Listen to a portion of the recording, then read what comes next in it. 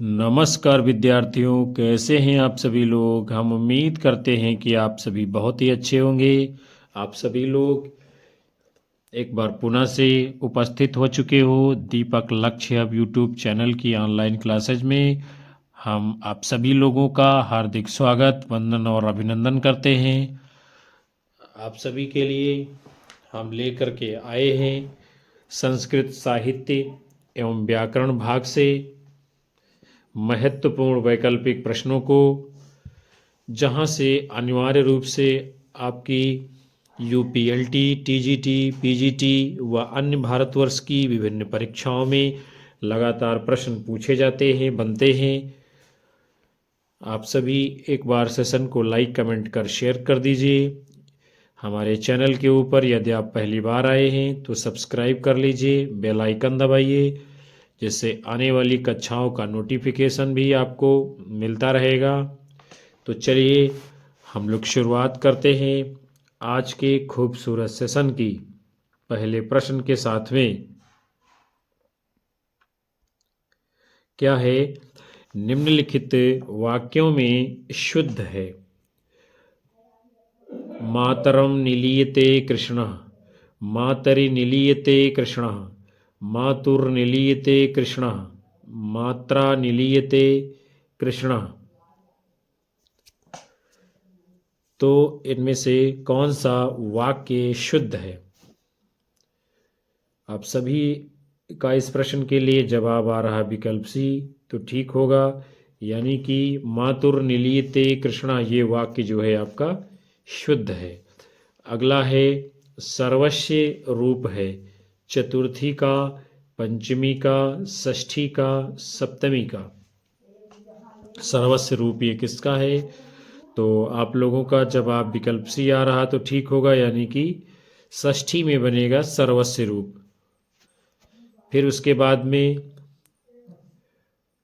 अगला आपका प्रश्न है मत्याम शब्द रूप है मति शब्द के द्वितीय एक वचन का, मति शब्द के द्वितीय बहुवचन का, मति शब्द के षष्ठी बहुवचन का, मति शब्द के सप्तमी एक वचन का।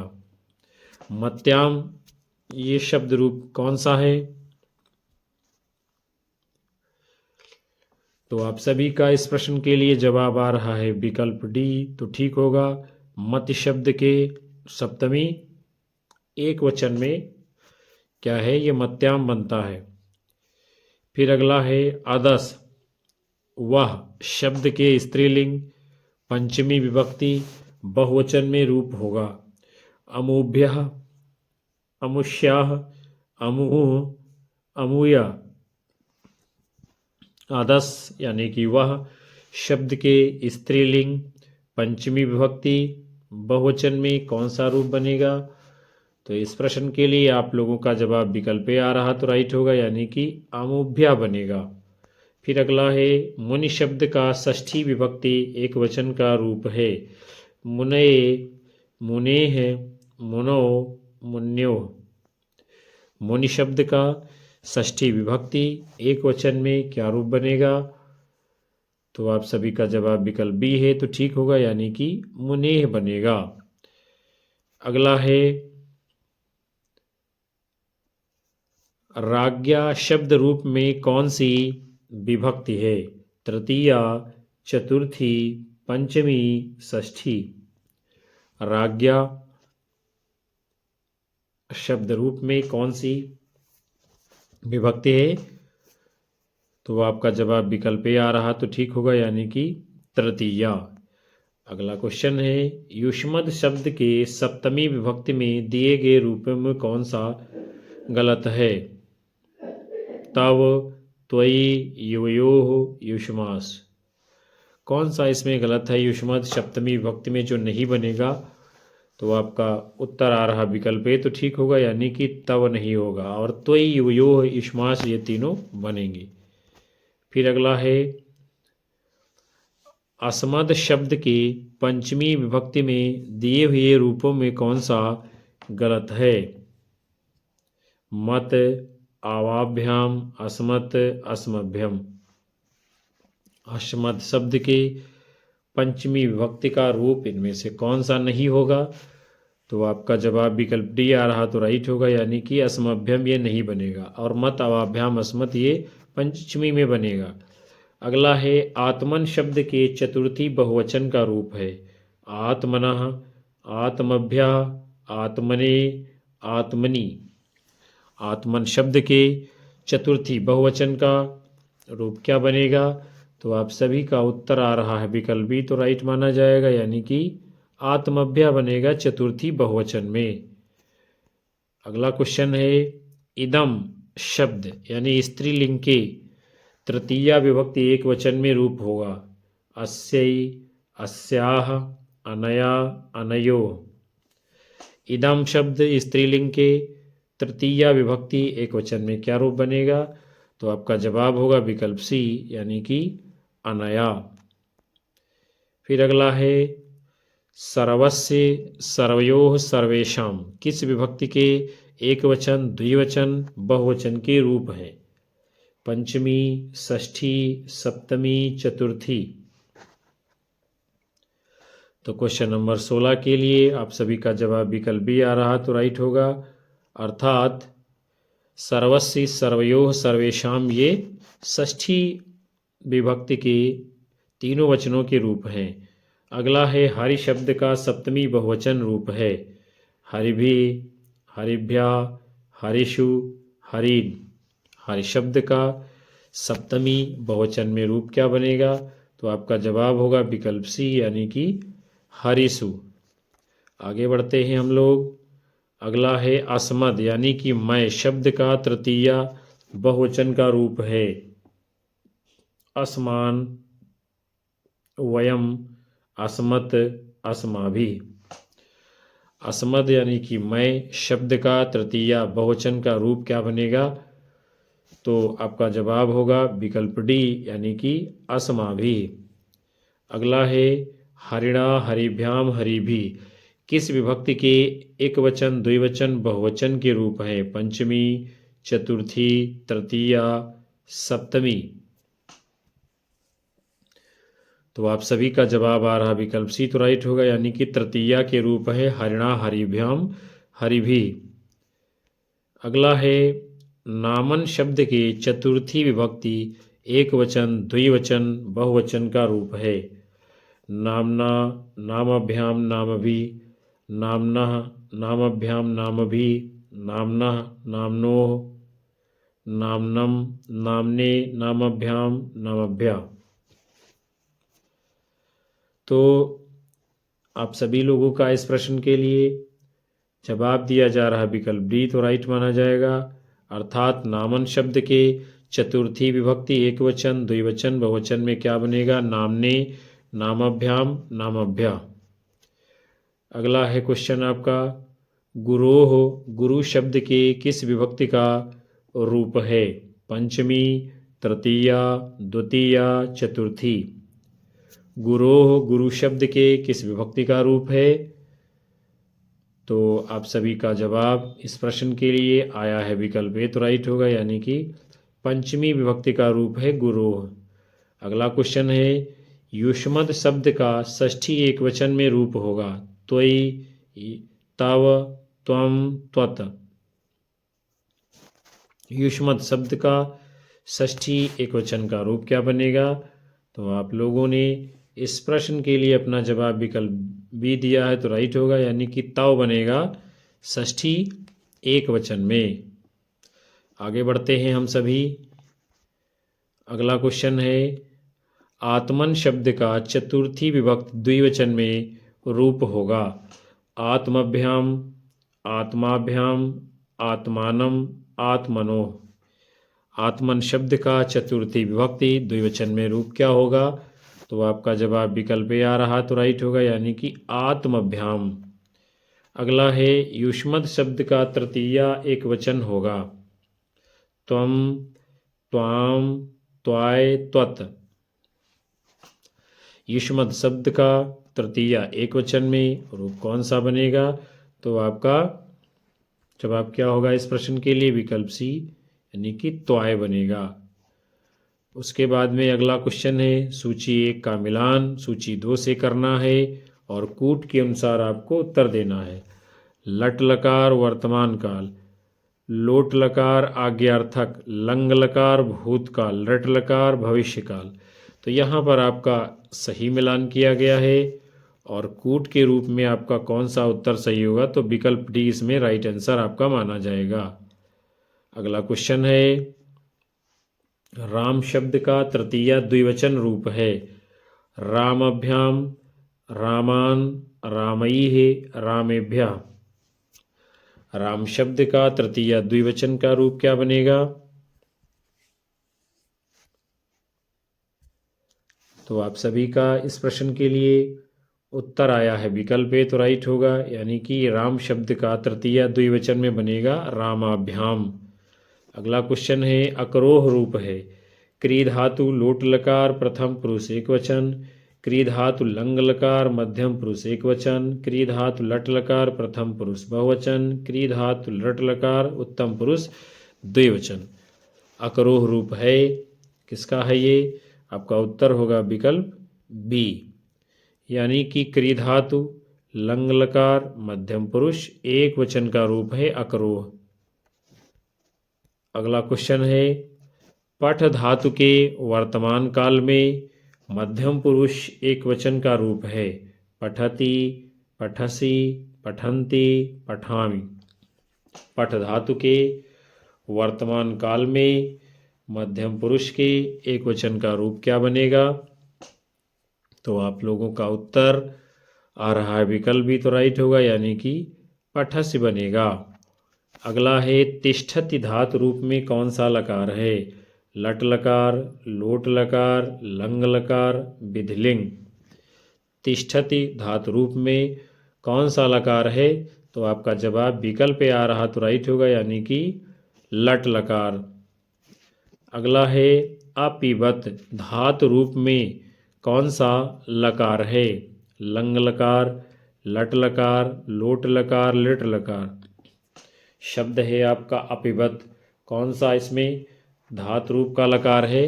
तो आपका जवाब विकल्प है तो ठीक होगा, यानी कि लंग लकार, यानी भूतकाल का है। अगला है, वेदसी आख्यात पद में कौन सा लकार है? लट, लोट, लुट, लंग। वेदसी आख्यात पद में कौन सा लकार है? तो आपका उत्तर आया है विकल्प तो ठीक होगा, यानी कि लट लकार। अगला क्वेश्चन है, दुह धातु के लट लकार मध्यम पुरुष एक वचन का रूप है। धोक्षी, दोही, दुघसी, दुहसी। दुह धातु के लट लकार मध्यम पुरुष एक वचन का रूप इनमें से कौन सा होगा? तो आपका सही जवाब है विकल्प ए, यानी कि धोक्षी। फिर उसके बाद में आपका अगला क्वेश्चन है, लट लकार किस काल का बोधक है? लिट लकार है वर्तमान काल, भूतकाल, भविष्यकाल, किसी का नहीं। लिट लकार किस काल का बोधक है? तो आपका जवाब होगा विकल्प से, यानी कि भविष्यकाल। अगला है, बभूव धातु रूप किस लकार का है? लंग, लुंग, लिट, लिंग। बभूव धातु रूप ये किस लकार का है? तो आपका जवाब होगा विकल्प सी, यानी कि लिट लकार का। अगला क्वेश्चन है, लोट लकार का प्रयोग किस अर्थ में होता है? भूतकाल के लिए, वर्तमान काल के लिए, आज्ञा व आशीर्वाद के लिए, चाहिए के अर्थ में। लोट लकार का प्रयोग किस अर्थ में होता है? तो आपका जवाब होगा विकल्प सी, यानी कि आज्ञा व आशीर्वाद के अर्थ में। अगला क्वेश्चन है, पठ धातु के लंग लकार उत्तम पुरुष बहुवचन का रूप इनमें से कौन सा है? अपठाम, अपठाओ, अपठम, अपठन। पठ धातु के लंग लकार उत्तम पुरुष बहुवचन का रूप क्या बनेगा? तो आपका जवाब विकल्प ए आ रहा है तो बिल्कुल सही होगा, यानी कि अपठाम बनेगा। अगला क्वेश्चन है, नी धातु के लंग लकार मध्यम पुरुष एक वचन का रूप कौन सा होगा? अनयम, अनयन, अनयत, अनयः। नी धातु के लंग लकार मध्यम पुरुष एक वचन का रूप इनमें से कौन सा होगा? तो आपका जवाब है विकल्प डी, तो ठीक होगा, यानी कि अनयः बनेगा। अगला है कादंबरी किसकी रचना है? कालिदास की, बाणभट्ट की, भवभूत की, माघ की। किसकी रचना है कादंबरी? तो आपका सही जवाब क्या होगा? विकल्प बी, यानी कि बाणभट्ट की है। फिर अगला है स्था धातु का लंग लकार मध्यम पुरुष बहुवचन का रूप होगा। तिष्ठत, अतिष्ठति, अतिष्ठन, अतिष्ठत। स्था धातु लंग लकार मध्यम पुरुष बहुवचन का रूप, इनमें से कौन सा बनेगा? तो आपका जवाब होगा विकल्प डी, यानी कि अतिष्ठत। अगला क्वेश्चन है गमिष्यति धातु रूप में कौन सा काल है? वर्तमान काल, भूतकाल, भविष्यकाल, लोट लकार। गमिष्यति धातु रूप में कौन सा काल होगा? तो आप सभी लोगों ने इसका जवाब दिया है विकल्प सी, तो राइट होगा, यानी कि भविष्य काल होगा गमिष्यति में।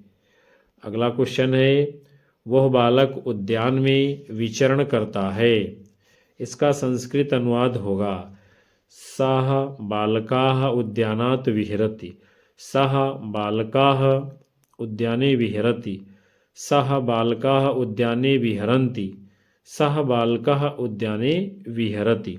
वह बालक उद्यान में विचरण करता है, इसका संस्कृत में सही अनुवाद क्या होगा? तो आपका जवाब इस प्रश्न के लिए आ रहा है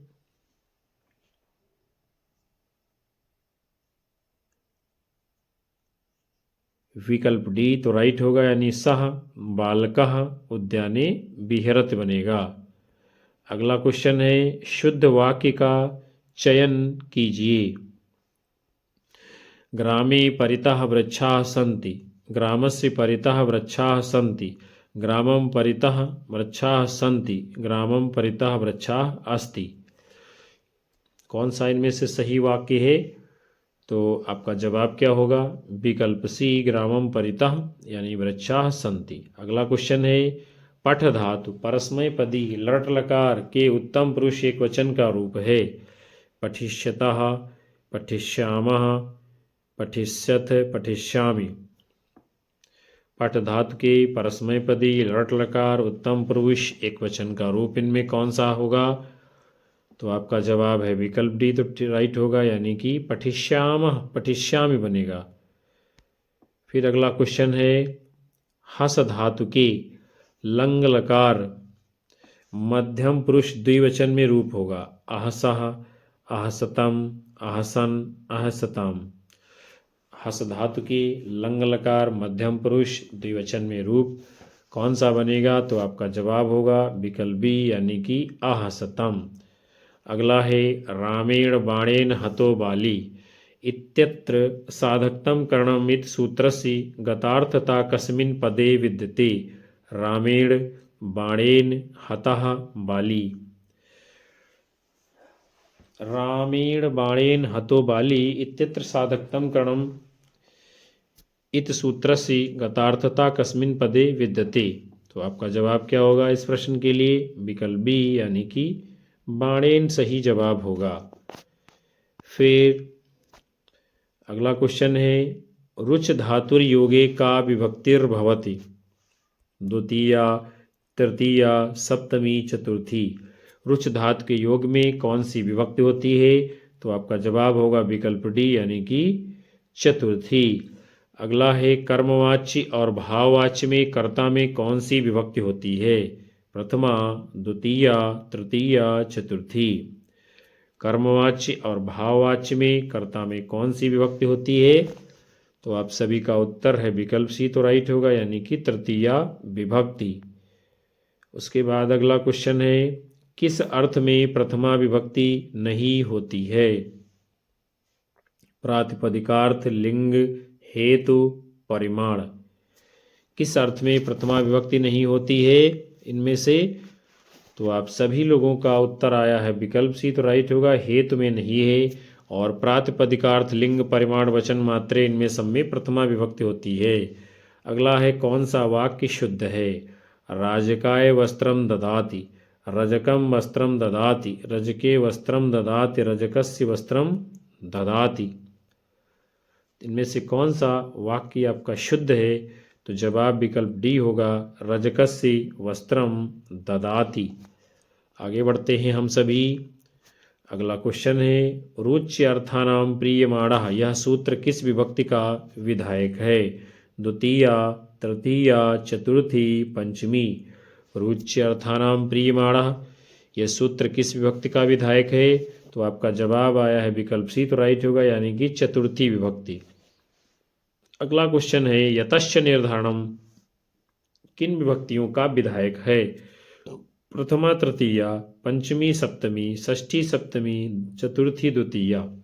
यतश्च निर्धारणम, ये सूत्र किस विभक्ति का विधायक है? तो आपका जवाब है विकल्प सी, राइट होगा, यानी षष्ठी और सप्तमी में यह सूत्र लगता है।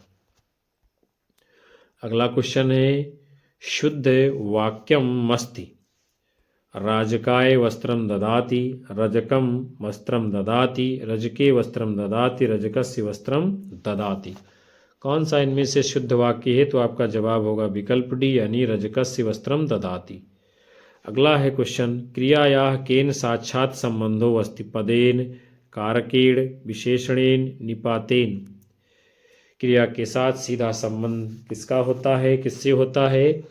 तो आपका जवाब है विकल्प भी, तो राइट होगा, यानी कि कारकेण अर्थात कारक से। अगला है, परिमाण मात्रे प्रथमे अस्ति, अस्य उदाहरणम अस्ति, चितो व्रीहि, धृतो व्रीहि, बहु व्रीहि, द्रोणो व्रीहि। परिमाण मात्रे प्रथमे अस्ति, अस्य उदाहरणम अस्ति, यानी इसका उदाहरण कौन सा है? तो आपका जवाब है विकल्प डी, तो राइट होगा, यानी कि द्रोणो व्रीहि। अगला है क्वेश्चन, इत्थम भूत लक्षणे इत सूत्रेण का विभक्ति, प्रथमा, तृतीया, द्वितीया, चतुर्थी। इत्थम भूत लक्षणे इस सूत्रेण का विभक्ति भवति, तो आपका जवाब होगा विकल्प बी, यानी कि तृतीया विभक्ति। अगला क्वेश्चन है, कृते के साथ विभक्ति प्रयुक्त होती है, द्वितीया, तृतीया, चतुर्थी, षष्ठी। कृते के साथ कौन सी विभक्ति प्रयुक्त होती है? तो आपका उत्तर क्या होगा इस प्रश्न के लिए? आपका जवाब आ रहा है विकल्प डी, तो राइट माना जाएगा, यानी कि षष्ठी। अगला है, धिक के योग में कौन सी विभक्ति होती है? षष्ठी, पंचमी, तृतीया, द्वितीया। धिक के योग में कौन सी विभक्ति होती है? तो आपका जवाब है विकल्प डी, तो राइट होगा, यानी कि द्वितीया विभक्ति होती है धिक के योग में। अगला है क्वेश्चन, कालाध्वनोर अत्यंत संयोगे सूत्र है, कर्ता कारक का, कर्म कारक का, करण कारक का, संप्रदान कारक का। कालाध्वनोर अत्यंत संयोगे, ये सूत्र किस कारक का है? तो आपका सही जवाब क्या होगा? विकल्प बी, यानी कि कर्म कारक का। फिर अगला है, रामः गृहम् अधिष्ठति में गृहम् शब्द की कर्म संज्ञा किस सूत्र से हुई है? कालाध्वनोर अत्यंत संयोगे, आकथितम च, अधिशिंग स्था सा कर्म, सहयुक्ते प्रधाने। रामः गृहम् अधितिष्ठति, इसमें गृहम् शब्द में कर्म संज्ञा किस सूत्र से हुई है? तो इस प्रश्न के लिए आपका जवाब आ रहा विकल्प सी, तो राइट होगा, यानी कि अधिसिंग स्थासा कर्म। फिर अगला क्वेश्चन है, मास मास्ते रेखांकित पदों में कौन सी विभक्ति है? प्रथमा विभक्ति, द्वितीया विभक्ति, तृतीया विभक्ति, चतुर्थी विभक्ति। मास मास्ते इस पद में कौन सी विभक्ति है? तो आपका जवाब आया है विकल्प बी, तो ठीक होगा, यानी कि द्वितीया विभक्ति। अगला क्वेश्चन है, बालकाय मोदकम रोचते में रेखांकित पद में कौन सी विभक्ति है? द्वितीया, तृतीया, चतुर्थी, पंचमी। बालकाय मोदकम रोचते रेखांकित पद में कौन सी विभक्ति है? तो आपका जवाब है विकल्प सी, तो ठीक माना जाएगा, यानी कि चतुर्थी विभक्ति है बालकाय में।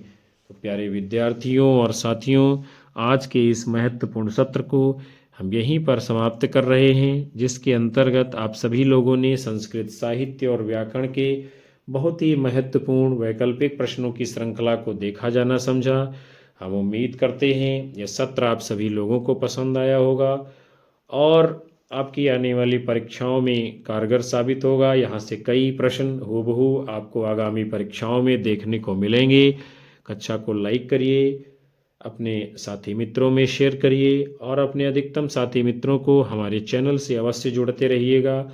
आपका प्यार मिलता रहेगा, हमें ऊर्जा मिलती रहेगी और हम आप सभी लोगों को लगातार कक्षाएं दे पाएंगे। उन सभी साथियों का हार्दिक धन्यवाद जो अंत तक सेशन को वॉच किए हैं। हम आप सभी को मिलेंगे पुनः से नए सेशन में एक नए प्रैक्टिस सेट के साथ, नई ऊर्जा के साथ। तब तक के लिए आप सभी लोगों को नमस्कार, जय हिंद, वंदे मातरम, बाय बाय, शुभ रात्रि आप सभी लोगों को विद्यार्थियों।